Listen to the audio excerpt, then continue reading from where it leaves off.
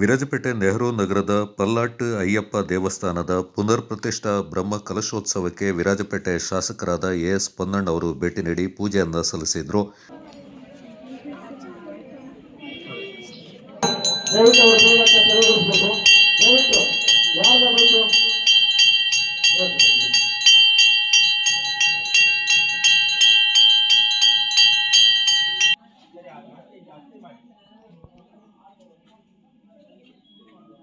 ಬಳಿಕ ಮಾತನಾಡಿದವರು, ನೆಹರು ನಗರದ ಪಲ್ಲಾಟ್ ಅಯ್ಯಪ್ಪ ದೇವಸ್ಥಾನದ ಬ್ರಹ್ಮ ಕಲಶ ಯಶಸ್ವಿಯಾಗಲಿ, ಭಕ್ತರ ಈಡೇರಿಕೆಯಿಂದ ಭಗವಂತನು ನೆರವೇರಿಸಲಿ ಎಂದರು.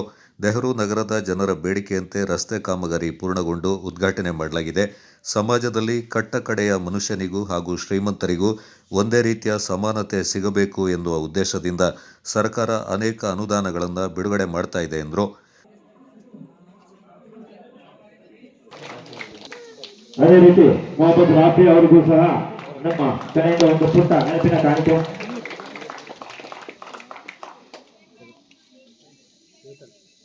ಅದೇ ಕೆಕೆ ಗ್ರೂಪ್ ಜಗತ್ ಅವರಿಗೂ ಸಹ ಪುಟ್ಟ ಒಂದು ನೆನಪಿನವರಿಗೂ ಸಹ ಪುಟ್ಟ ನೆನಪಿನ ಕಾಣಿಕೆ ನೀಡಿ ಗೌರವಿಸ್ತಾ ಇದ್ದಾರೆ.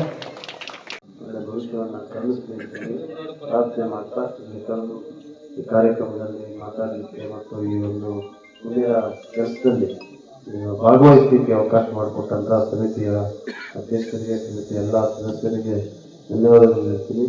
ನಮ್ಮ ಚೀಫ್ ಆಫೀಸರ್ ನಾಯಕರಿದ್ದಾರೆ, ಅವರು ಕೂಡ ಸಕ್ರಿಯವಾಗಿ ಅಭಿವೃದ್ಧಿ ಕೆಲಸಗಳನ್ನು ಮಾಡ್ತಾರೆ. ಸದಸ್ಯರವರು ಅನೇಕ ಪರಿಚಯ ಇದ್ದಾರೆ, ಪುರಸಭೆ ಸದಸ್ಯರಾಗಿದ್ದಾರೆ, ಹಾಗೆ ಅನೇಕ ಇಲ್ಲಿ ಮುಂದೆ ಕಾಣ್ತಾ ಇದ್ದಾರೆ. ಎಲ್ಲರೂ ಕೂಡ ಒಳ್ಳೆಯದಾಗಿದೆ. ಬ್ರಹ್ಮಕಲಶ ಮತ್ತು ಪ್ರತಿಷ್ಠಾಪನೆ ಚೆನ್ನಾಗಿ ನಡೆದಿದೆ. ಎಲ್ಲ ಭಕ್ತಾದಿಗಳು ನಮ್ಮ ಪ್ರಾರ್ಥನೆಯ ಮೂಲಕ ಏನು ಇವತ್ತು ದೇವಸ್ಥಾನ ಮತ್ತು ದೇವರ ಅನುಗ್ರಹ ಪಾತ್ರ ಆಗಿರ್ತದೆ.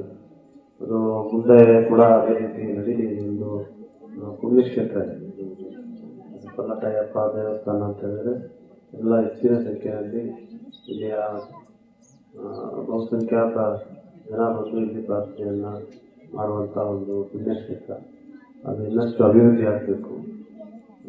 ರಾಫಿ ಅವರು ಕೆಲವು ವಿಚಾರಗಳನ್ನು ಕೂಡ ಪ್ರಸ್ತಾಪ ಮಾಡಿದ್ದಾರೆ. ಮುಂದೆ ಆದಷ್ಟು ಸಹಕಾರವನ್ನು ಮಾಡಿ ದೇವಸ್ಥಾನದ ಅಭಿವೃದ್ಧಿ ಕೆಲಸಗಳನ್ನು ಮಾಡೋಣ ಅಂತ ಹೇಳುವಂಥ ಮಾತನ್ನು ಹೇಳಲಿಕ್ಕೆ ಬಯಸ್ತಾ ಇದ್ದೀನಿ. ಪುರಸಭೆಯ ಮಾಜಿ ಸದಸ್ಯ ಮೊಹಮ್ಮದ್ ರಾಫಿ ಈ ಸಂದರ್ಭ ಹಾಜರಿದ್ದರು.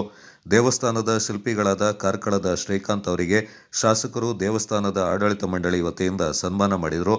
ಈ ಸಂದರ್ಭ ದೇವಸ್ಥಾನದ ಆಡಳಿತ ಮಂಡಳಿ ಅಧ್ಯಕ್ಷರಾದ ಚಂದಪ್ಪ, ಉಪಾಧ್ಯಕ್ಷರಾದ ಶಶಿ, ಕಾರ್ಯದರ್ಶಿ ದಿನೇಶ್, ಖಜಾಂಚಿ ರವಿ ಮತ್ತಿತರ ಪ್ರಮುಖರು ಪಾಲ್ಗೊಂಡಿದ್ದರು.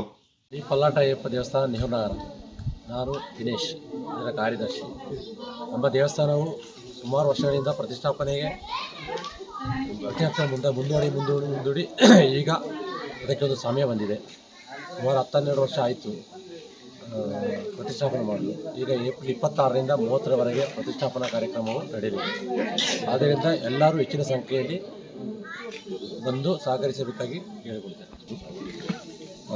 ಈ ಪಲ್ಲಾಟ್ ದೇವಸ್ಥಾನ ಮೊದಲು ನಾನು ಇತಿಹಾಸದಲ್ಲಿ 400 ವರ್ಷ ಹಳೆ ದೇವಸ್ಥಾನ ಇತ್ತು. ಅಂದರೆ ಬರೀ ಕಾಡಾಗಿತ್ತು. ಕಾಡನ್ನು ಕಡಿದುಬಿಟ್ಟು ನಾವು ಕಡಿದುಬಿಟ್ಟು ಈಗ ದೇವಸ್ಥಾನ ರೂಪದಲ್ಲಿ ತಂದಿರ್ತೀವಿ. ಈಗ ಇತಿಹಾಸ ಅಂದರೆ ಇದರಲ್ಲಿ ಒಳ್ಳೆ ದೇವ್ರದ್ದು ಒಳ್ಳೆಯ ಶಕ್ತಿ ಇದೆ. ಬೇಡಿದವರಿಗೆ ಅಂಥ